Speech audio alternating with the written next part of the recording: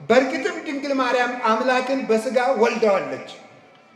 ዕብራውያን ምዕራፍ 1 ቁጥር 3 ላይ ስትመለከቱ ዘውቱ ጸዳለ ስብሐቲሁ ይላል። ወልድን ሲገልጸው ቅዱስ ጳውሎስ የአብ የክብሩ መንጸባረቅ ነው፣ የክብሩ ብርሃን ነው ይላል። ብርሃን ማለት ከፀሐይ ወጥቶ እኛ ላይ የሚያርፈው ጨረሩ ማለት ነው፣ ጸዳል የሚባለው ይሄ ብርሃን ወይም ጨረሩ ፀሐይቱ በነበረችበት ዘመን ሁሉ እንደሚኖር ወይም እንደማይነጠል ተፈልጦ እንደሌለበት ወልድ ከአባቱ ሳይለይ የነበረ ቀዳማዊ አምላክ ነው። ያ ቀዳማዊ አምላክ ሰው ሆኗል። ሰው የሆነው ቀዳማዊ ቃል ነው፣ ፍጡር አይደለም ሰው የሆነው።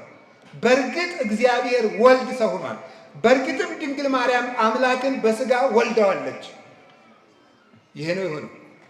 ስለዚህ ክርስቶስ መጀመሪያውና መጨረሻው ነው፣ ዓለምን አሳልፎ የሚኖር